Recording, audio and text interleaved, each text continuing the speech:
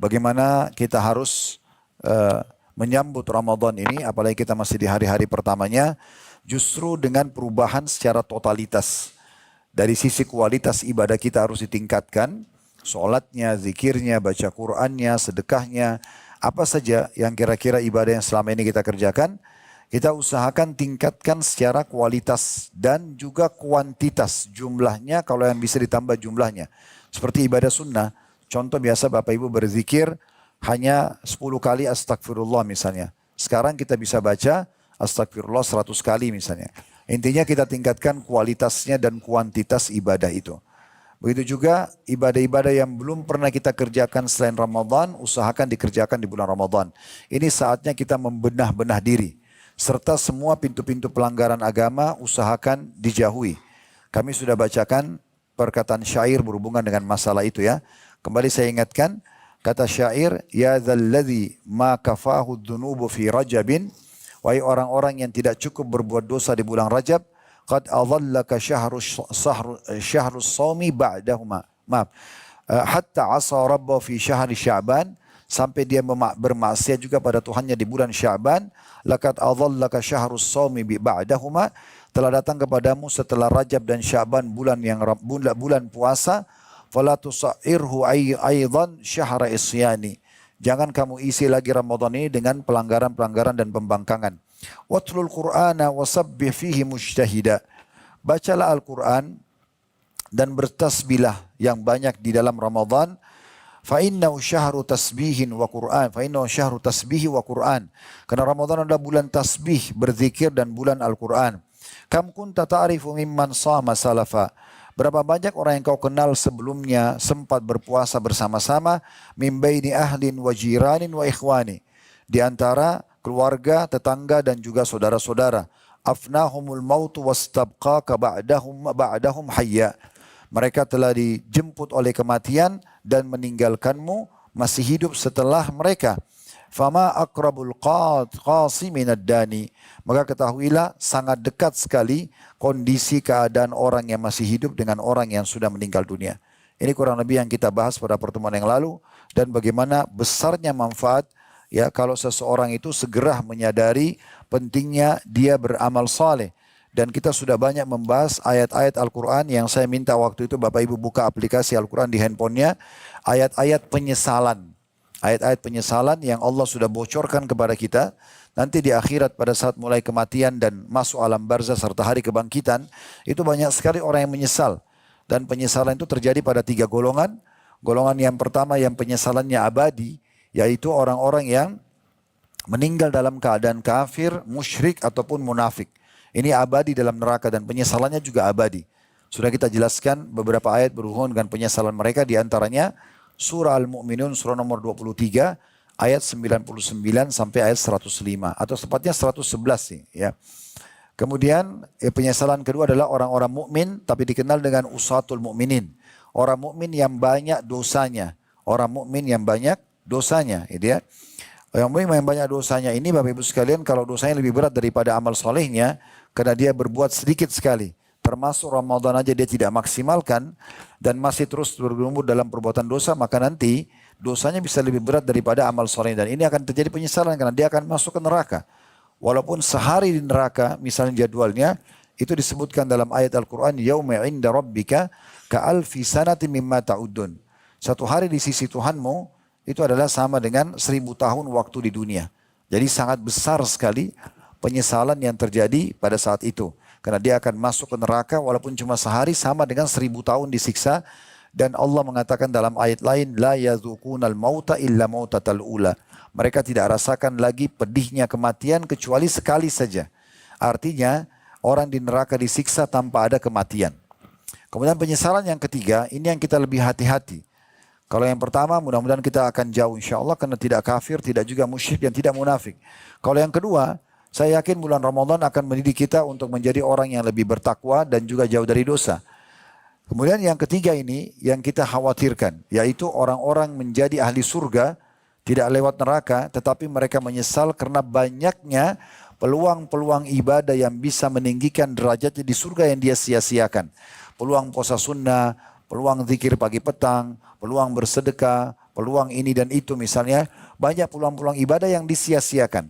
Nah, menyia-nyiakan ibadah ini, Bapak Ibu sekalian, membuat nanti seseorang menyesal pada saat masuk ke dalam surga. Karena misal, kita masuk di surga, kalau Bapak Ibu masih ingat di Madinah sempat saya singgung, semua ayat-ayat surga itu, Allah ikutkan sesudahnya dengan khalidina fiha. Kekal selamanya di surga itu. Ini punya dua makna. Makna yang pertama adalah orang yang masuk surga tidak akan keluar. Itu benar. Dan ini kenikmatan abadi karena kita akan selamanya dalam kenikmatan tersebut. Yang kedua ini banyak orang tidak fahami. Makna juga khalidina fiha, kekal selamanya adalah sekali Bapak Ibu dapat tingkatan tertentu di surga, tidak bisa lagi pindah. Misal contoh, kalau kita bicara ini contoh saja, level di surga ada 1 sampai 100. Bapak Ibu dengan amal-amal solehnya selama ini dapat level 40. Maka kalau sudah masuk surga dan masuk level 40, kita nggak bisa lagi pindah ke level 41, 42, apalagi kalau lebih tinggi 50, 60 itu sudah nggak bisa. Karena saatnya menentukan derajat itu di sekarang di dunia. Oleh karena itu orang ini juga akan menyesal nanti. Coba dulu saya puasa Senin Kamis ya, saya akan di sana. Saya dulu kalau sholat malam saya akan di sana. Saya kalau sedekah sekian banyak saya akan di sana. Lebih tinggi daripada derajat dia yang sekarang. Walaupun dia akan menikmati surganya. Tetapi ini juga penyesalan yang perlu diperhatikan baik-baik. Ini sudah kita singgung pertemuan yang lalu. Jadi jangan sampai kita termasuk dari golongan-golongan orang yang menyesal ini. Termasuk tentunya yang terakhir, yang ketiga tadi. Ya, karena Nabi SAW berkata, waktu keluar di malam hari di kota Madinah dan langit lagi gemerlapan dengan bintang-bintang yang terang. Maka pada saat itu Nabi SAW bersabda kepada para sahabat, demi zat yang jiwaku dalam genggamannya, sungguh seseorang di antara kalian akan melihat nanti istana-istananya di surga sebagaimana dia melihat dia akan melihat dari istananya di surga istana-istana lain seperti mereka lihat bintang-bintang itu. Jadi jaraknya jauh sekali. Jadi sahabat Nabi yang Nabi bilang pada mereka, kalian nanti akan melihat istana-istana di surga dari istana kalian seperti kalian lihat bintang-bintang itu. Gemerlapan, terang, indah kelihatan tapi tidak tahu apa fasilitasnya. Kita nggak tahu. Maka para sahabat mengatakan, ya Rasulullah, apakah itu istana yang jauh dan gemerlapan seperti bintang itu adalah istana para nabi-nabi? Kata Nabi SAW, bukan. Orang-orang soleh dari umatku. Orang-orang soleh dari umatku artinya kita bisa mendapatkan derajat-derajat ini asal kita mau rajin beribadah. Asal kita mau rajin beribadah. Nah ini sedikit saya reviewkan materi kita yang sebelumnya. Sekarang introspeksi di bagian 2 Bapak Ibu sekalian. Kita akan coba melihat apa yang Bapak Ibu dapatkan kalau Bapak Ibu beriman kayak sekarang. Sekarang Bapak Ibu bisa jawab di dirinya sendiri tentunya. Bukankah ibadah yang kita kerjakan ada kenikmatannya? Kalau tidak ada, tidak mungkin Bapak Ibu mau keluarin uang, luangin waktu, kerahkan tenaga untuk umroh ini. Bukankah kemarin kita pada saat umroh begitu padat tawaf, begitu padat sa'i. Tapi kenapa kita tetap semangat melakukannya? Karena kita selain mengejar keutamaan punya kenikmatan tersendiri. Puasa yang kita kerjakan sekarang itu punya kenikmatan. Kalau nggak punya kenikmatan kita nggak akan bertahan. Kita yakin ada janji Allah dan punya kenikmatan. Makanya kata Abu Darda radhiyallahu anhu, sahabat Nabi yang mulia, kalau bukan karena 3 hal, aku tidak berharap hidup sesaat pun di dunia. Yang pertama, beliau mengatakan adalah menahan dan menikmati dahaga di saat sedang puasa. Justru ini puncaknya luar biasa gitu ya. Kita berkorban untuk Allah Subhanahu wa taala dan betapa puasnya kita di saat nanti buka puasa, hilangnya dahaga kita. Sampai Allah Azza wa Jalla menjadikan doa pada saat buka puasa, zahabaz zama, telah hilang rasa dahaga, waftallatil uruq, dan telah basah urat-urat saraf, wa thabatal ajru insyaallah, dan akan tercatat dan sudah tercatat pahala insyaallah. Nah ini Bapak Ibu sekalian adalah hal yang mendasar sekali di mana kita harus memahami bahwasanya ibadah itu punya kenikmatan. Ibu-ibu sekarang di sini yang pakai jilbab, bukankah ini perintah agama? Bukankah kadang-kadang kalau musim panas dengan pakai jilbab mungkin sedikit gerah? Tapi kenapa ibu-ibu mau bertahan? Karena ibu-ibu sedang menikmati ibadah itu. Sadar atau tidak sadar ibu sedang menikmati. Sebagai bukti kalau dinikmatin, Bapak ibu-ibu sekalian, Anda akan merasa tidak nyaman kalau terbuka di depan laki-laki yang tidak halal atau bukan mahram. Sementara lawan daripada jilbab itu adalah membuka jilbab, membuka aurat ya. Bapak ibu-ibu sekarang dengan tutup jilbab kalau komitmen karena ini perintah Allah dan menikmatinya, maka kenikmatan lawannya yaitu membuka jilbab hilang. Makanya ibu tidak mau buka jilbab. Misalnya ibu lagi duduk di ruang tamu, tiba-tiba tidak tutup aurat, pakai baju rumah, maaf. Kemudian ada laki-laki yang ibu tidak kenal, nyelonong masuk ke dalam rumah. Lalu melihat ibu dengan terhelai rambutnya atau terlihat bagian tubuhnya. Pasti ibu merasa tidak nyaman. Kenapa? Karena kenikmatan buka aurat sudah hilang. Sementara kenikmatan ibadatul aurat itu sudah ada tertanam dalam hati. Jadi seperti itu. Kalau kita balik, orang yang menikmati dosa, orang yang menikmati buka aurat, itu akan hilang kenikmatan ibadahnya. Dia akan heran, kenapa orang ini mau pakai jilbab, kenapa orang ini mau pakai cadar, apa tidak panas. Karena kenikmatan maksanya sedang dia nikmatin gitu ya. Nah seperti itu. Sama dengan sholat. Kalau orang sudah komitmen, saya mau perintah kerjakan sholat di waktunya. Di mau sholat saya akan jaga misalnya. Maka dia nikmatin. Maka dia pasti tidak mau ketinggalan sholat tersebut. Apalagi sampai keluar waktu ya. Misalnya duhur, asar baru dia sholat misalnya. Kecuali dia musafir. Maka itu tidak akan ada.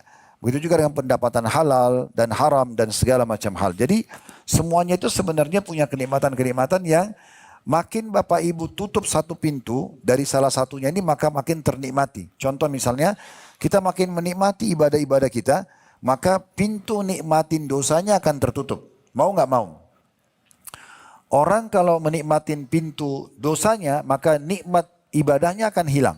Nah seperti itu kurang lebih gambarannya. Jadi kita harus paham poin ini Bapak Ibu sekalian. Ini bagian introspeksi kita yang kedua. Coba perhatikan firman Allah Subhanahu wa taala ini. Coba dibuka ya. Dalam surah Al-A'raf, surah nomor 7 ya. Kita akan bahas beberapa ayat ya. Sampai ayat 100-nya ya. Di ayat 96-nya surah Al-A'raf. Silakan buka aplikasi Al-Quran di handphonenya. Seperti waktu di Madinah kita coba tadabburi ayat-ayat ini ya. Sekali lagi Al-A'raf surah nomor 7 ayat 96 kita akan baca insya Allah sampai ayat 100 ya. Ayat 96-nya Allah mengatakan, "Walau anna ahlal qura amanu wattaqau lafatahna 'alaihim barakatin minas sama'i wal ardi walakin kadzdzabu fa akhadnahum bima kanu yaksibun."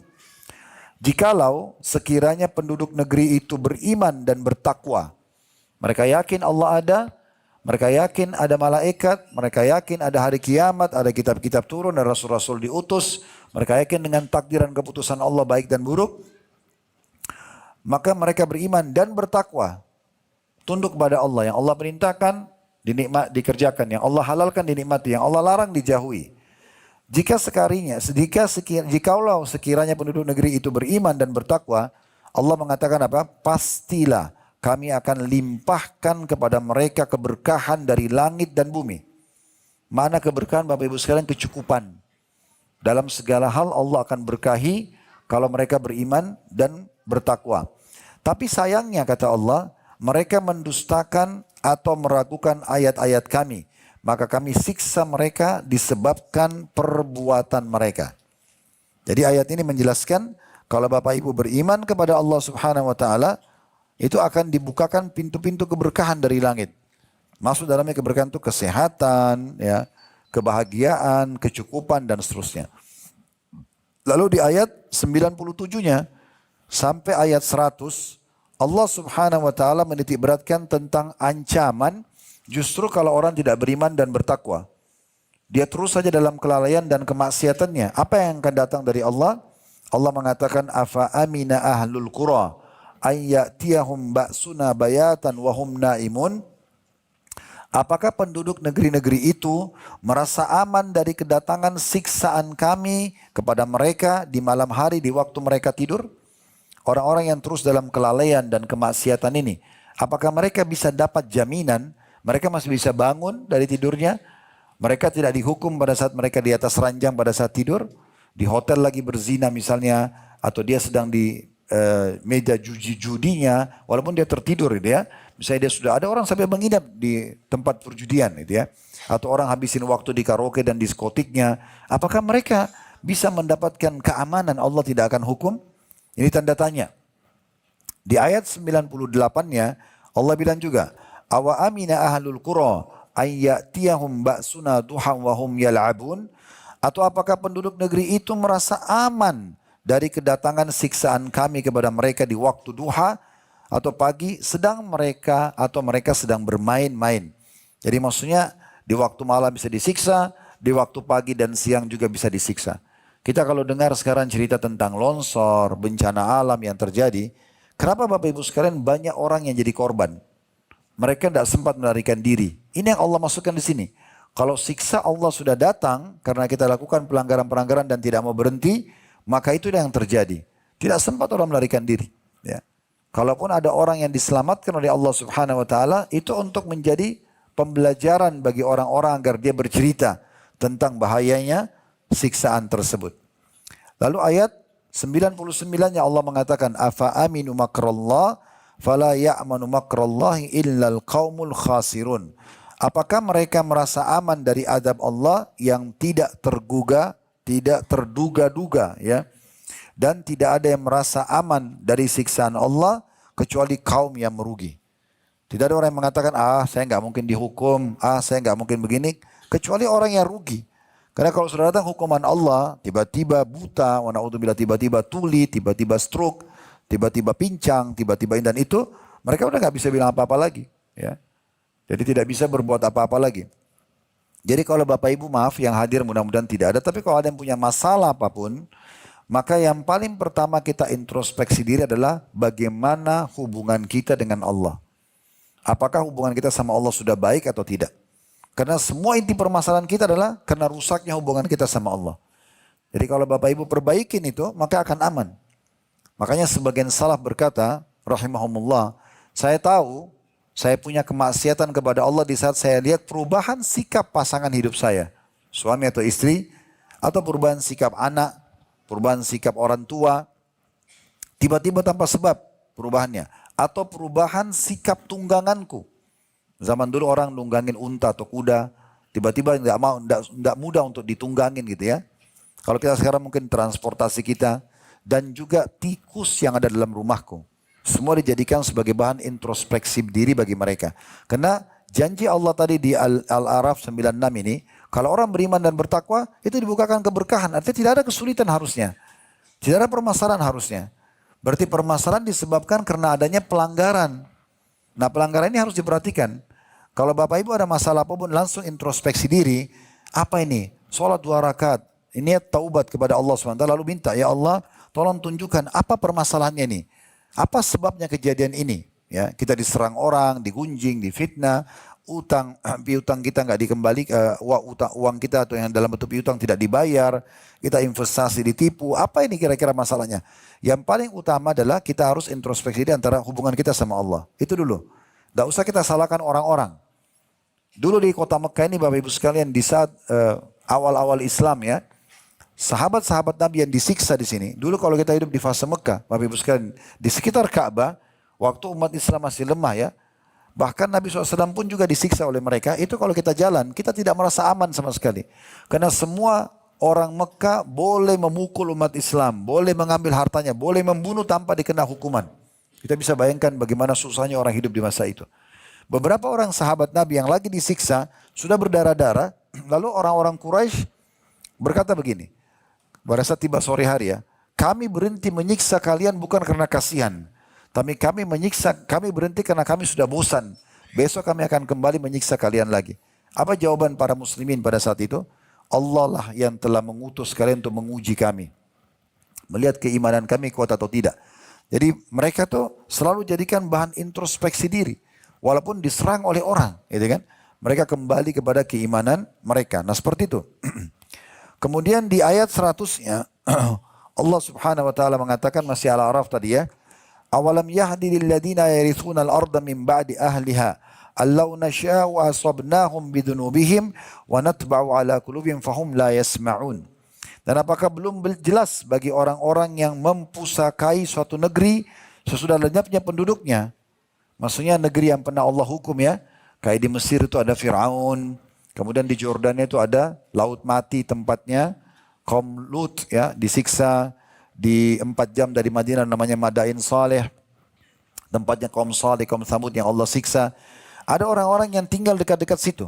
Mereka tahu ini tempat siksaannya gitu ya. Maka dikatakan, apakah belum jelas bagi orang-orang yang mempusakai atau tinggal di suatu negeri sesudah lenyap penduduknya, setelah Allah hukum penduduknya, bahwa kalau kami menghendaki kami azab mereka karena dosa-dosa mereka ya, dan kami kunci mata hati mereka sehingga mereka tidak dapat mendengar dan mengambil pelajaran lagi. Jadi ini bagian bahasan kita di awal-awal tentang masalah introspeksi diri Bapak Ibu sekalian. Jadi sebenarnya kalau hubungan kita dengan Allah bagus, apalagi makin bagus dan makin baik, pastikan semuanya akan mendapatkan keberkahan. Itu janji Allah di Al-A'raf 96. Namun kalau kita terus dengan kemaksiatan, Allah ancam di ayat 97 tadi, bisa dihukum pada saat kita sedang tidur, wa na'udzubillah. Ayat 98 di saat kita pagi hari beraktivitas, gitu kan. Dan ayat 99 Allah mengatakan, siapa di antara kalian yang bisa merasa aman dari makarnya Allah subhanahu wa ta'ala. Berapa banyak orang jalan, tadinya normal, tiba-tiba stroke, tiba-tiba pincang kakinya, tiba-tiba jatuh, keseleo dan segala macam hal. Jadi tidak boleh orang merasa aman dari makarnya Allah subhanahu wa ta'ala. Ini ayat-ayat yang pertama dalam surah Al-A'raf. Kemudian ayat yang lain Bapak Ibu sekalian, kita juga bisa lihat Allah subhanahu wa ta'ala sebutkan dalam surah Hud. Surah nomor 11 ayat 117. Surah nomor 11 ayat 117. Ayat ini Bapak Ibu sekalian, Hud, surah nomor 11 ayat 117, Allah memastikan Allah tidak akan binasakan satu negeri, tidak akan datangkan masalah kepada individu ataupun satu komunitas selama mereka adalah orang-orang yang baik, orang-orang yang beriman, beramal saleh. Allah bilang, "Wa ma kana rabbuka liyuhlikal qura bidzulmin wa ahluha muslihun." Dan Tuhanmu sekali-kali tidak akan membinasakan negeri-negeri secara zalim, sedangkan penduduknya berbuat kebaikan atau ketaatan. Jadi selama kita patuh, selama kita taat, maka di situ kita akan selamat dari makar atau hukuman Allah. Berarti apapun gangguan yang datang, tadi saya bilang, karena rusaknya hubungan kita sama Allah, itu solusi terbaik adalah kembali kepada Allah. Jadi kita langsung introspeksi diri, ada masalah apa nih?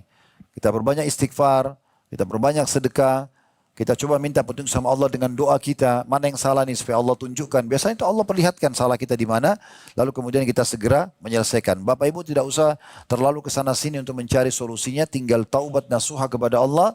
Kalau itu berhubungan dengan ibadah kepada Allah, kita segera kerjakan, kalau kita tinggalkan. Kalau itu berhubungan dengan hak makhluk, segera kita berikan. Segera kita berikan, maka dengan itu tentunya kita akan selesai dari permasalahan tersebut. Tidak akan berlarut-larut. Ya. Begitu juga disebutkan di dalam surah Al-Qasas. Bisa dibuka juga surah nomor 28. Di ayat 59. Surah Al-Qasas, surah nomor 28 ayat 59. Allah berfirman, "Wa ma kana rabbuka muhlikal qura hatta yab'atsa fi ummiha rasulan yatlu 'alaihim ayatina wa ma kunna muhlikil qura illa wa ahluha zalimin." Dan tidaklah Tuhanmu membinasakan kota-kota. Tidak mungkin datang gempa, bencana, malapetaka, ya, secara menyeluruh ataupun individual. Ya, dikatakan, dan Tuhanmu tidak akan membinasakan kota-kota sebelum dia-nya besar kata ganti Allah, mengutus di kota itu seorang Rasul yang membacakan ayat-ayat kami pada mereka. Dan tidak pernah pula kami membinasakan kota-kota, kecuali penduduknya dalam keadaan melakukan, apa Bapak Ibu sekalian? Kezaliman, maksudnya dosa. Jadi yang membuat bencana alam, longsor, banjir, penyakit menular, itu dosa. Nggak ada yang lain. Permasalahannya di situ. Jadi kalau kita introspeksi diri segera kembali kepada Allah, maka akan aman. Ini firman Allah SWT, bukan dari saya itu ya. Jadi Allah mengatakan tidak mungkin Allah membinasakan satu negeri atau kota-kota ya, sampai Allah mengutus di tengah-tengah negeri itu orang yang menyampaikan Rasul. Kalau sekarang ada ulama, ada dai, Anda bisa dengarkan ceramah, nasihat ya, tentang pendapatan Anda halal atau tidak, pergaulan Anda halal atau tidak. Anda kalau introspeksi jadi kalau tidak maka akan jadi masalah ini. Akan datang peringatan-peringatan dari Allah Subhanahu wa taala. Begitu juga dalam surah Al-An'am surah nomor 6 ayat 131. Ayat ini berbunyi Al-An'am 131, "Dzalika allam yakun rabbuka muhlikal qura bidzulmin wa ahluha ghafilun." Ya. Demikianlah kata Allah SWT, ya. Para rasul diutus karena Tuhanmu tidak akan membinasakan satu negeri dengan atau dalam keadaan zalim, sedangkan penduduknya dalam keadaan lalai atau belum tahu.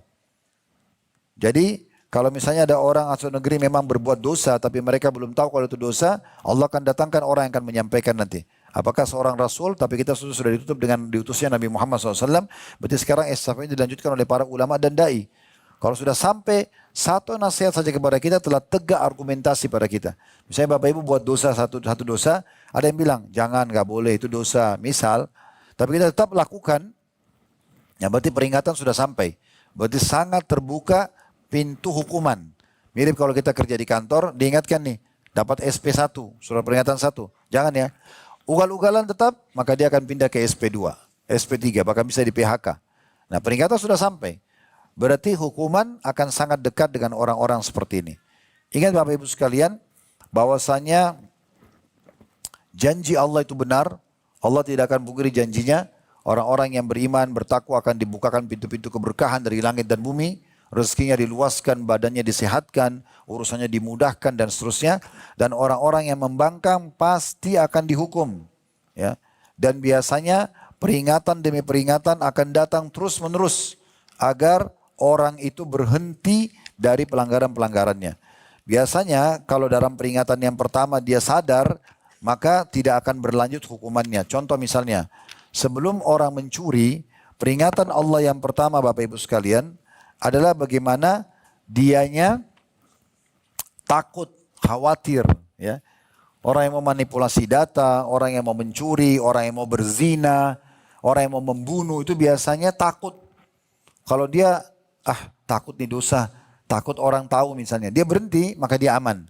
Tapi kalau dia tetap lakukan, ada peringatan yang kedua datang. Tetap aja dia ke hotel, tetap aja dia berbuat zina, maka Allah datangkan nanti masalah yang lebih besar.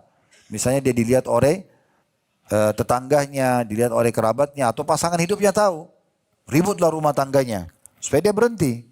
Ya. Tidak juga dia mau berhenti, Allah datangkan hal yang lebih besar. Dipermalukan di media, naudzubillah misalnya, atau sampai bahkan kena gempa, hotelnya rubuh lalu ditemukan dalam kondisi tidak berbusana. Itu peringatan Allah terakhir dah. Ya. Yang terakhir itu adalah Allah binasakan. Saya biasa sampaikan di pengajian Bapak Ibu sekalian. Dan ini masih bentuk kasih sayang Allah ya. Peringatan ini datang masih bentuk kasih sayang Allah. Karena hukuman di akhirat lebih berat. Kalau ada maling di jalanan digebukin oleh massa, digebukin sampai mati, maka itu juga bentuk kasih sayang Allah. Pastikan maling itu bukan curian yang pertama. Itu sudah curian yang kesekian. Peringatan sudah terlalu banyak datang berada tidak mau diengahkan. Maka Allah datangkan masyarakat yang menangkap dia lalu mengeroyoki lalu meninggal. Dan meninggal itu adalah bentuk kasih sayang Allah. Karena orang ini kalau tidak digebukin begitu, tidak sampai mati, tetap dia akan lakukan dosa. Maka hukuman di akhirat lebih besar lagi. Nah seperti itu cara memahaminya. Allah Subhanahu wa taala mengingatkan kita dalam banyak ayat yang lain juga, berapa banyak peringatan-peringatan Allah datang agar kita segera berhenti. Di antaranya surah At-Taubah, surah nomor 9 ayat 126. Bisa dibuka At-Taubah, surah nomor 9 ayat 126. Ayat ini berbunyi, awala yarawna annahum yuftanuna fi kulli amin marratan aw marrataini thumma la yatubuna wala hum yadhakkarun. Dan tidakkah mereka itu memperhatikan bahwa mereka diuji sekali atau dua kali setiap tahun. Dan mereka tidak juga bertaubat dan tidak mengambil pelajaran. Setiap tahun ada saja peceklik, longsor, tsunami, bencana, ya, gangguan-gangguan dalam rumah tangganya, gangguan dalam pekerjaannya. Harusnya mereka ambil pelajaran. Allah bilang, tidakkah mereka memperhatikan bahwa mereka diuji sekali atau dua kali dalam setahun. Dan mereka tidak juga bertaubat dan tidak mengambil pelajaran. Berarti ingat, perhatikan di sini. Berarti permasalahan kita hanya karena kita punya dosa kepada Allah. Hanya karena hubungan kita sama Allah rusak. Ya. Jadi itu semua inti permasalahan kita. Kalau kita perbaikin introspeksi diri, maka Allah bisa berikan jalan keluar secepat mungkin di luar daripada prediksi kita. Di dalam ayat lain surah Sajadah, surah nomor 32 ayat 21. Surah nomor 32 As-Sajadah ayat 21. Allah berfirman, "Walanudhiqannahum minal adzabil adna dunal adzabil akbari la'allahum yarji'un." Dan sungguhnya kami memberikan ke mereka sebagian azab yang dekat, maksudnya di dunia, sebelum azab yang besar, maksudnya di akhirat, mudah-mudahan mereka kembali ke jalan yang benar. Jadi tadi maling digebukin, orang dipermalukan, karena korupsinya, karena perzinahannya, sebenarnya itu bantu kasih sayang Allah. Allah mau berhentikan dia. Sebab di akhirat jauh lebih berat daripada itu. Supaya dia sadar. Beruntunglah orang Bapak Ibu sekalian kalau dalam ujian-ujian yang datang dia ambil pelajaran lalu segera dia kembali kepada Tuhannya. Ini introspeksi diri. Ya. Jadi kembali kepada Allah Subhanahu wa taala. Ini mumpung Ramadan, bulan yang paling tepat kita berbenah-benah. Bulan yang paling tepat kita introspeksi diri. Muhasabah, semua ibadah yang tadi saya sempat singgung di awal, yang kita sudah kerjakan, kita tingkatkan kualitas dan kuantitasnya. Yang kita belum kerjakan, kita programkan Ramadan ini kita kerjakan. Dosa-dosa yang kita buat, tutup semuanya. Ini namanya introspeksi diri. Supaya kita aman, gitu kan?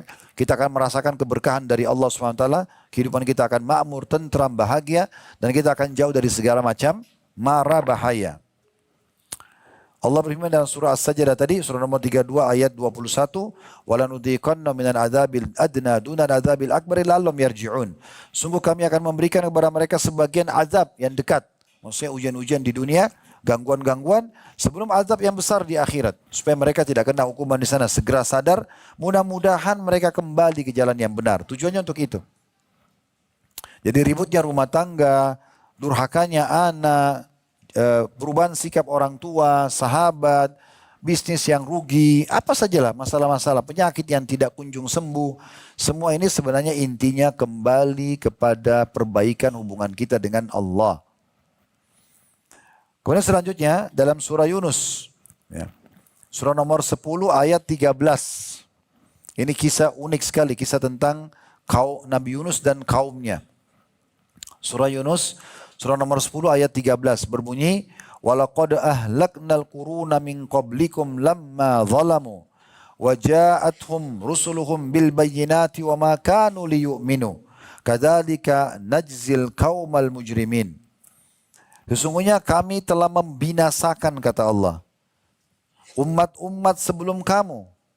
Jelas-jelas Allah membinasakan umat-umat sebelum kita. Fir'aun, ya, kaumnya Nabi Musa, Namrud, kaumnya Nabi Ibrahim, kaumnya Nabi Lut, kaum Samud, kaumnya Nabi Saleh, kaum Ad, kaumnya Nabi Hud. Ya. Sungguhnya kami telah membinasakan umat-umat sebelum kamu ketika mereka berbuat kezaliman, buat dosa. Itu sebab hukuman mereka. Padahal Rasul-Rasul mereka telah datang kepada mereka dengan membawa keterangan-keterangan yang nyata. Sudah sampaikan, sholatlah, puasalah, zikirlah, baca Quran, silaturahim keluarga, sedekah, haji umroh, pahalanya ini, masuk surga. Sudah dijelaskan. Jangan zina, jangan riba, jangan bohong, jangan menipu, jangan gimjing, jangan fitnah, jangan membunuh, jangan mencuri. Diingatkan, ini ancaman, neraka loh. Sudah diberikan peringatan-peringatan gitu ya. Padahal Rasul-Rasul telah datang kepada mereka, tapi sekali-kali mereka tidak hendak beriman, tidak mau dengar nasihat itu. Demikianlah kami memberikan balasan kepada orang-orang yang berbuat dosa. Sebagai orang beriman, Bapak Ibu sekalian, kita harus munculkan kegelisahan kita di saat kita lihat ada doa yang belum diterima, ada hajat kita dan kenyamanan kita terganggu, ya, terganggu. Hubungan antara pasangan suami istri, anak, orang tua, teman, lingkungan, bisnis kita tidak berkembang. Ini semua teman-teman sekalian harusnya memunculkan kegelisahan normal itu. Gelisah yang ada itu dari Allah. Supaya kita introspeksi diri. Tadi ayat-ayat itu menjelaskan. Kalau dia introspeksi diri kembali kepada Tuhannya, selesai masalahnya. Kalau itu haknya Allah, dia kerjakan sama dia. Mungkin dia belum sholat atau puasa, dia kerjakan. Atau dia belum keluarin zakat misalnya. Atau dia belum kerjakan haji yang pertama yang merupakan wajib misalnya. Dia kerjakan. Sambil tobat kepada Allah, maka selesai urusannya. Atau kalau haknya makhluk, dia pernah gunjing orang, pernah fitnah, pernah mengambil harta orang, dia bertaubat sambil meminta maaf kepada orang-orang tersebut dan mengembalikan haknya kalau dalam bentuk harta misalnya. Nah itu akan selesai semua masalahnya. Dicontohkan dalam sebuah hadits Bukhari, Nabi Muhammad SAW dikatakan oleh Aisyah radhiyallahu anha, kalau beliau melihat Bapak Ibu sekalian awan, mendung, gelap, maka Nabi SAW mondar-mandir, gelisah. Kanan, kiri, maju, mundur, gelisah, gitu kan. Lalu Aisyah bertanya, wahai Rasulullah, kenapa anda gelisah? Bukankah kalau mendung itu berarti menandakan hujan akan turun, hujan kan rahmat gitu. Kenapa harus gelisah? Maka Nabi SAW mengatakan, wahai Aisyah, siapa yang bisa menjamin aku di belakang awan yang gelap itu adalah rahmat dan bukan siksaan. Sebab kaumnya Nabi Hud, kaum Ad namanya, itu pada saat mereka mau dibinasakan oleh Allah SWT, Allah buat mereka timpa peceklik beberapa hari. Mereka nggak punya air sama sekali. Walaupun mereka kekar-kekar, mereka kuat-kuat, mereka cerdas-cerdas, tapi mereka tidak bisa hidup tanpa air. Tapi karena mereka tidak mau introspeksi, tidak mau beriman pada Nabi Hud alaihissalam, yang terjadi Allah datangkan mendung. Dan mereka bilang, ini air hujan yang sudah akan memberikan kepada kita ya kehidupan, memberikan kepada kita. Maka kata Allah SWT, tidak, itu adalah hukuman atau ancaman yang sudah diancamkan kepada kalian. Karena dari hujan itu sudah turun siksaan untuk mereka selama kurang lebih 7 hari, ya 6 malam kalau tidak salah ya. 8 malam. Ya, maka ini adalah siksaan. Maka Nabi SAW mengatakan, dari mana saya bisa dapat jaminan kalau di belakang mendung itu adalah ya rahmat Allah Subhanahu Wa Taala.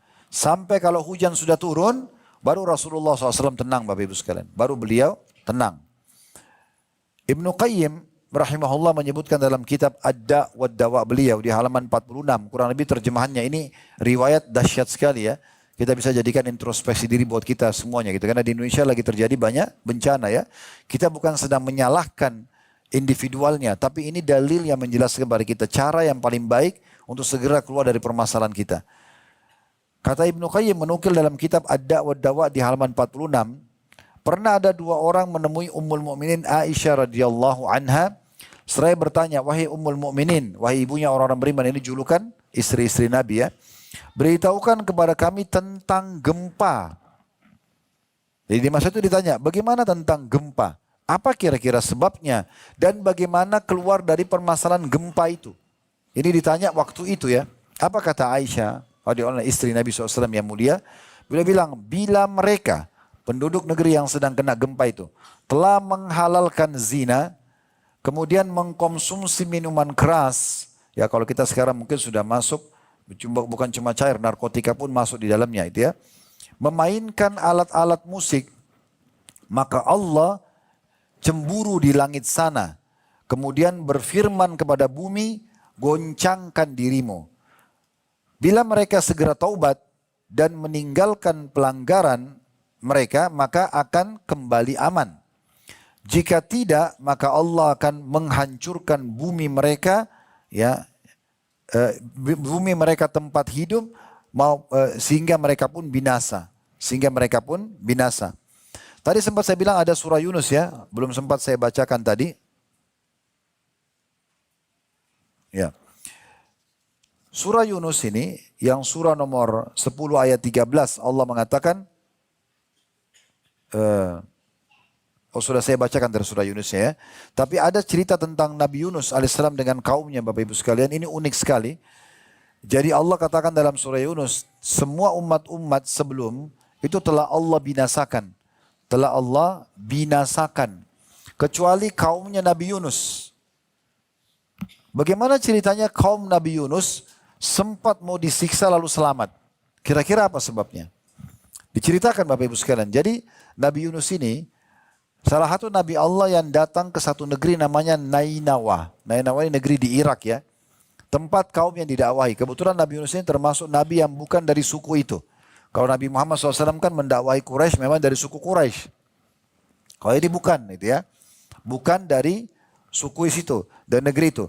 Nabi Yunus berdakwah terus, tapi mereka nolak. Mereka tetap mau sembah berhala, sembah api gitu ya, kaumnya. Dan ada akad antara Allah dengan nabi-nabinya, itu mereka tidak boleh meninggalkan lokasi dakwah sampai diizinkan. Walaupun mereka harus dibunuh. Kalau Bapak pernah dengar kisah Nabi Zakaria, Nabi Yahya dibunuh oleh Bani Israel. Mereka tidak berani tinggalkan lokasi dakwah walaupun harus dibunuh oleh kaumnya, ya, sebelum Allah perintahkan. Nah, Nabi Yunus ini termasuk nabi yang tergesa-gesa beliau, alaihi salatu wassalam, ya. Beliau waktu dakwahi kaum di Nainawa, karena mereka tidak mau dengar, maka Nabi Yunus minta doa sama Allah, ya Allah tolong kasih saya wilayah lain, negeri lain. Orang-orang ini nggak mau dengar gitu ya. Udah saya mau pindah ke lokasi lain aja gitu. Maka Allah belum jawab. Lalu Nabi Yunus ambil inisiatif sendiri. Beliau tinggalkan negara Nainawa. Begitu beliau pergi, subhanallah, terjadi 2 hukuman kepada kaumnya dan kepada Nabi Yunusnya. Kalau hukuman kepada Nabi Yunus, sudah kita tahu kisahnya ya. waktu dia keluar dari negeri itu, dia pergi untuk mencari lokasi dakwah baru. Jadi dia memang niatnya baik alaihi salatu wassalam, tapi Allah tidak izinkan. Maka dia pun pada saat itu ya, dia coba untuk pergi dan naik di atas kapal untuk mencari satu negeri lain di seberang lautan. Tapi subhanallah di tengah lautan kapal itu dihantam oleh ombak yang besar. Kata kapten kapalnya, ini harus dikurangin bebannya kapal. Dibuanglah banyak barang-barang, ternyata masih belum bisa. Lalu kata kapten, ini harus ada orang yang dikurangin, manusia dibuang. Maka mereka pun mengundi nama-nama. Dan subhanallah setiap kali diundi pasti nama Nabi Yunus yang keluar. Akhirnya Nabi Yunus mengatakan mungkin ini peringatan dari Allah. Maka teguran dari Allah, saya yang harus turun, loncat dari kapal. Beliau berdiri di pinggir kapal, begitu beliau loncat, lalu ada ikan paus yang menelannya, ikan besar yang menelannya gitu ya. Nah kata Allah SWT dalam Al-Quran, kalau bukan karena Yunus termasuk orang yang banyak bertasbih, di antara hadis sahih yang menyebutkan, dia selalu menyebutkan, La ilaha illa anta subhanaka inni kuntu minadh dhalimin. Tidak ada Tuhan yang berhak disembah kecuali Engkau, aku termasuk orang-orang yang zalim. Orang yang zalim. Kalau bukan karena dia banyak dalam tasbih, maka dia akan tinggal di perut ikan itu sampai hari kiamat. Ini hukuman Nabi Yunus. Tapi karena dia bertaubat, Allah keluarkan dari mulut ikan dalam kondisi bajunya sobek-sobek. Dia beberapa hari dalam perut ikan. Tidak ada makanan, tidak ada minuman. Ikan itu pun kalau minum air asin, kalau dia makan mungkin ikan-ikan yang mentah gitu ya. Jadi nggak bisa dia sama sekali. Ikan ini goyang terus. Mobil aja kadang-kadang kalau goyang sedikit kan sudah bisa mabuk gitu ya. Kadang-kadang muntah dan segala macam mual. Nah seperti itu kurang lebih kondisinya betul memilukan pada saat itu. Tapi karena dia taubat, Allah keluarkan dari mulut ikan itu. Lalu Allah pertemukan Nabi Yunus dengan seekor sapi yang susunya banyak. Lalu beliau minum susu sapi tersebut. Lalu kemudian Allah pertemukan lagi dengan pohon labu. Lalu beliau memakan labu tersebut. Dan beliau menemukan pohon yang diambil daun-daunnya dijadikan sebagai baju. Lalu di saat itu Allah perintahkan dia kembali ke negeri Nenawa untuk mendakwahi kaumnya. Itu kondisi hukuman Allah kepada Nabi Yunus. Nah kalau kaumnya ini yang unik sekali. Dari waktu Nabi Yunus pergi, tiba-tiba terjadi mendung. Luar biasa gitu ya, mulai turun hujan. Uniknya bukan cuma hujan dari atas. Mirip tadi yang Bapak Ibu lihat di musim Wahyu, kisah Nabi Nuh. Itu air juga keluar dari bumi. Jadi langit tuangin air, bumi juga keluarin air. Seperti biasa kita lihat kalau hujan dan longsor itu ya. Air dari bumi keluar, dari atas juga turun gitu ya. Maka pada saat itu terjadi, kaum Nabi Yunus mondar-mandir melarikan diri, kocar-kacir sana sini.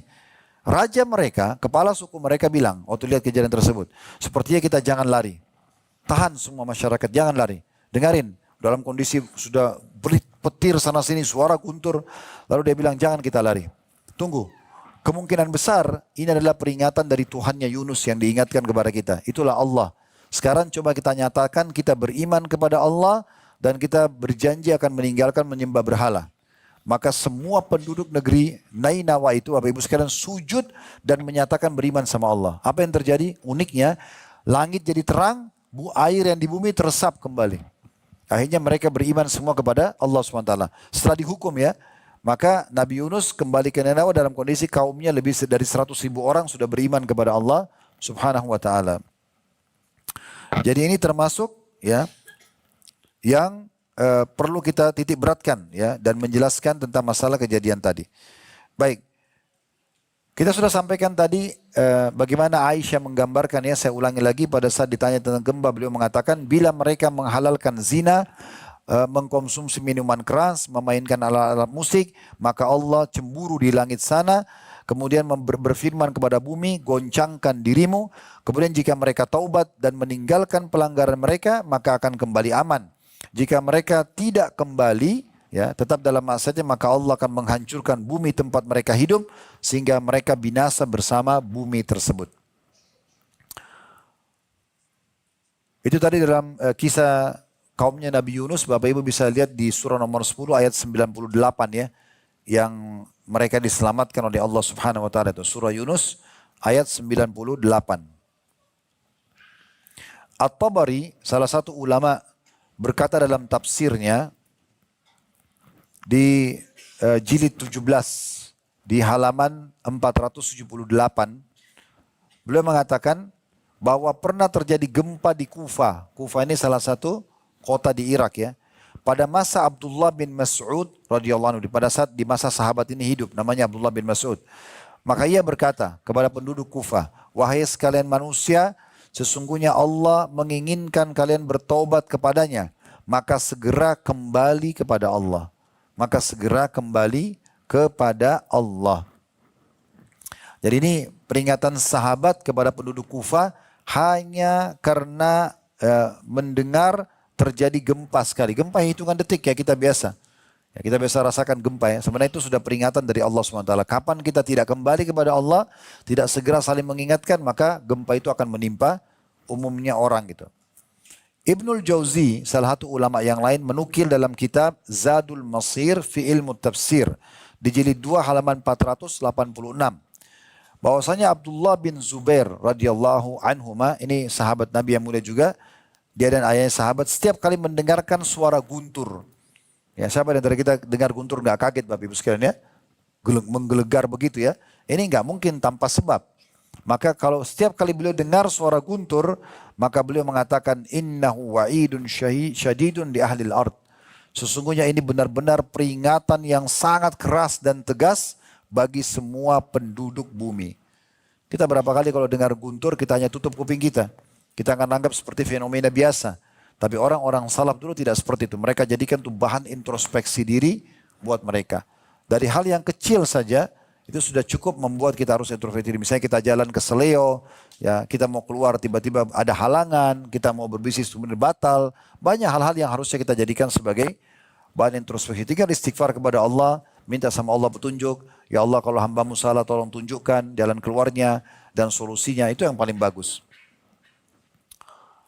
Kemudian juga Allah Subhanahu wa taala memberikan peringatan ya kepada kita juga dalam firman-Nya, "Falaula id ja'ahum ba'suna tadarra'u walakin qasat qulubuhum wa zayyana lahumus syaitanu ma kanu ya'malun." Andai saja kata Allah, atau maka mengapa mereka tidak memohon kepada Allah dengan tunduk merendahkan diri ketika datang siksaan kami kepada mereka. Bahkan hati mereka telah menjadi keras dan syaitan pun menampakkan kepada mereka kebagusan apa yang selalu mereka kerjakan. Jadi Allah ingatkan dalam firman-Nya ini luar biasa. Kenapa? Kata Allah, mengapa mereka tidak memohon kepada Allah dengan tunduk merendahkan diri ketika datang siksaan kami kepada mereka. Kegelisahan, kesedihan, ya, kebangkrutan, apalah ya semua itu. Kenapa tidak kembali kepada kami? Bahkan hati mereka telah menjadi keras. Dan syaitan pun menampakkan kepada mereka kebagusan apa yang mereka kerjakan. Falamma nasu ma dzukiru bi fatahna 'alaihim abwaaba kulli syai'in hatta idza farihu bima utu akhadnahum baghtatan fa idahum mublisun. Maka tak kala mereka melupakan peringatan kami yang telah diberikan kepada mereka, kami pun membukakan semua pintu-pintu kesenangan untuk mereka, sehingga apabila mereka sudah bergembira dengan apa yang telah diberikan kepada mereka, kami siksa mereka sekonyong-konyong, dan seketika itu mereka terdiam berputus asa. Ya. Kemudian Allah bilang, faquti adabirul qaumil ladina zalamu walhamdulillahi rabbil alamin. Dan telah terputuslah, ya, musnahlah semuanya orang-orang kafir, orang-orang zalim sampai ke akar-akarnya, dan segala puji bagi Allah. Segala puji bagi Allah Subhanahu wa taala. Ini juga peringatan Allah Subhanahu wa taala di salah satu ayat Al-Quran dari ayat 43 sampai ayat 45-nya. Begitu juga Allah ingatkan kita dalam surah Ar-Rum, surah nomor 30 ayat 41. Ar-Rum, surah nomor 30 ayat 41. Zahara al-fasadu fil barri wal bahri bima kasabat aydin nasi wa liyudhikahum ba'da alladhi amilu la'allam yarji'un. Telah nampak kerusakan di darat dan di bumi disebabkan karena perbuatan tangan manusia. Akhirnya Allah merasakan kepada mereka sebagian dari akibat perbuatan mereka agar mereka kembali ke jalan yang benar. Agar mereka kembali ke jalan yang benar. Jadi ini ayat juga sama Rum ayat 41 mengingatkan lagi kepada kita. Banyak sekali kerusakan terjadi di muka bumi secara individu atau dia merata, orang-orang buat banyak masalah. Ya, maka Allah mendatangkan masalah-masalah buat mereka agar mereka kembali kepada Allah Subhanahu wa taala. Sebagai penutup Bapak Ibu sekalian adalah statement yang menarik dari Ali bin Abi Thalib radhiyallahu anhu dan juga ada seorang tabi'in yang bernama Qatada. Ali berkata radhiyallahu anhu, yang aneh adalah orang binasa padahal keselamatan ada bersamanya. Yang aneh adalah orang itu binasa sementara ada keselamatan bersamanya. Maka eh, orang bisa terkena gempa, banjir, kata beliau, penyakit kronis, kemiskinan dan kesusahan hidup, padahal keselamatan bersama mereka. Lalu ditanyakan kepada beliau, apa keselamatan yang Anda maksudkan? Kalau sedang terjadi banjir, penyakit kronis, kemiskinan, kegelisahan, kesedihan, maka beliau mengatakan istighfar. Ya, kembali kepada Allah, memohon ampun kepada Allah, ya, maka semua itu akan hilang dan akan kembali semuanya tentram. Jadi ini introspeksi diri yang paling luar biasa. Jadi sekali lagi, inti dari materi kita sebenarnya adalah semua permasalahan hidup kita berasal dari rusaknya hubungan kita kepada Allah atau dengan Allah SWT.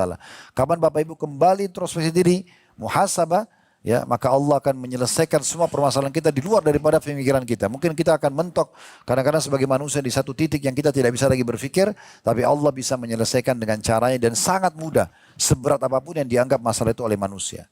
Sebagai penutup, Qatadah berkata rahimahullah, seorang tabi'in yang masyhur, sungguh Al-Quran telah menunjukkan kepada kalian penyakit, ya, dan atau sumber permasalahan sekaligus obatnya. Ya. Kata beliau, sungguh Al-Quran telah menunjukkan kepada kalian sumber permasalahan dan penyakit, berikut obatnya. Penyakit kalian adalah dosa dan obatnya adalah istighfar. Obatnya adalah istighfar. Kembali kepada Allah Subhanahu wa ta'ala. Allahu alam. Baik, ini bahasan kita Bapak Ibu sekalian dalam kesempatan ini. Dan dengan ini Alhamdulillah materi introspeksi diri kita sudah selesai 1 dan 2. Semoga Allah Subhanahu wa ta'ala menjadikan kita hamba-hambanya yang selalu konsisten menjaga keimanan kita dan menambahnya, dan selalu sibuk dari amal soleh ke amal soleh yang lain. Mumpung Ramadan, bulan memang kita dilatih untuk mencapai tingkat ketakwaan. Allah berfirman dalam surah Al-Baqarah, syahrul Ramadan ya alladzina amanu kutiba alaikumus siyamu kama kutiba alladzina min qablikum la'allakum tattaqun. Hai orang beriman, telah diwajibkan kalian berpuasa, ikuti program-program selama Ramadan, puasa di siang hari, sholat malam di malam hari, dan diantaranya mengisi dengan hal-hal yang baik, sebagaimana diwajibkan untuk orang-orang sebelum kalian agar kalian mencapai tingkat ketakwaan. Ini adalah bulan pelatihan untuk mencapai tingkat puncak iman dan ketakwaan kita. Jangan disia-siakan, ya. Nanti setelah selesai Idul Fitri, ya, atau selesai Ramadan sampai Idul Fitri, jangan menjadi orang-orang yang seperti tahun-tahun sebelumnya. Lisan kita mengatakan Alhamdulillah tapi salah tempat. Alhamdulillah kita harus mengatakan karena kita siap untuk beramal saleh, siap menerapkan ilmu Ramadan, siap puasa, siap sholat malam, siap sedekah, siap umrah, siap berzikir, siap berdoa, siap bersedekah dan seterusnya. Dan jangan kita mengatakan Alhamdulillah seperti sebagian orang, semoga Allah selamatkan kita dari golongan ini, ya. Alhamdulillah, tapi Alhamdulillahnya karena lepas dari penjara ibadah. Tanda kutip. Alhamdulillah tidak lagi puasa, tidak lagi sholat, tidak lagi begini, bahkan sudah bisa kembali berbuat dosa. Orang seperti ini sama sekali tidak mengambil pelajaran dari bulan Ramadan. Jadi kan Ramadan ini adalah bahan dan waktu yang paling tepat kita introspeksi diri menjadi lebih baik dari sebelumnya. Dan Bapak Ibu sekalian, kalau mau berubah jadi orang baik, laki-laki soleh dan perempuan soleha, jangan setengah-setengah, 100% sekalian, jangan dicicil, ya. Jangan ada pintu-pintu kemaksiatan yang masih kita buka, ya, supaya betul-betul kita bisa rasakan kenikmatan ibadah itu maksimal. Dan nanti di saat itulah rahmat Allah, keberkahannya, kemudahannya akan selalu bersama kita. Tapi selama kita masih campur baurkan antara dosa sama amal saleh, berarti masih ada celah di mana kita bisa dihukum oleh Allah walaupun itu adalah dosa yang kecil. Maka ini harus hati-hati, apalagi kalau kita tetap berlanjut dengan dosa-dosa yang besar. Tidak ada pelaku dosa di muka bumi yang bisa selamat. Makin banyak pelanggarannya, maka makin berat hukumannya. Sampai hari ini Bapak Ibu tinggal klik di Google, di YouTube, di medsos manapun, mumi Fir'aun ada, masih utuh. Sampai hari ini rambutnya masih tumbuh, kukunya masih tumbuh, ya. Itu masih terus dirawat seperti orang hidup, tapi dia sudah mati. Karena Allah mau kekalkan jasadnya. Allah katakan dalam Al-Quran, hari ini hai Fir'aun kami selamatkan badanmu agar menjadi tanda-tanda kebesaran bagi kaum yang datang sesudahmu. Tanda-tanda kebesaran kami, ya. Jadi jelas sekali. Saya sudah jelaskan itu hari di introspeksi yang pertama, ini sebagai penutup, ya. Berapa banyak orang yang tidak tahu kalau dulu Abu Jahal, Abu Lahab itu adalah orang kayanya Mekah. Cuma tahu itu adalah orang Quraisy yang menolak dakwah. Sebenarnya mereka itu orang kaya raya. Di Mekah ini rumahnya paling besar, tanahnya paling banyak, kebun kurmanya banyak, hewan-hewannya banyak sekali hartanya. Tapi sekarang tidak ada yang dikenang. Abu Lahab meninggal dalam kondisi badannya membusuk dan tidak ada yang berani menguburnya, termasuk anak-anaknya cuma dilempar dengan batu. Begitu juga dengan Umayyah bin Khalaf yang meninggal di Badr dan seterusnya. Dan berapa banyak orang yang tidak menyadari bagaimana Abu Bakar, Umar, Uthman, Ali bahagia sekali dengan iman mereka. Sampai hari ini dikenang semua kebaikan-kebaikan mereka. Mereka sempat jadi raja muslimin, mereka meriwayatkan hadis, mereka orang-orang jadi contoh dalam berimanan, dalam keimanan, dalam zuhud dan seterusnya. Maka keputusan di tangan Bapak Ibu sekalian, Anda mau menjadi orang yang seperti Abu Bakar, Umar, Utsman dan sahabat-sahabat Nabi yang lain, atau Anda mau menjadi Abu Jahal, Abu Lahab, Fir'aun yang terus dalam pelanggaran-pelanggaran mereka. Jadi ini materi kita mudah-mudahan bisa difahami baik-baik dan Allah menjadikan kita orang yang selalu introspeksi diri, kita juga selalu menjaga stabilitas iman kita karena iman bertambah dengan ketaatan, berkurang dengan kemaksiatan. Kita selalu kerjakan kebaikan-kebaikan dan jaga apalagi habis Ramadan nanti dan juga kita tutup semua pintu-pintu pelanggaran. Semoga Allah SWT mudahkan itu dan insya Allah Bapak Ibu tidak akan pernah menyesal dengan nasihat ini. Anda akan terus bahagia di dunia dan akan mendapatkan balasan terbaik di akhirat nanti. Allahumma amin.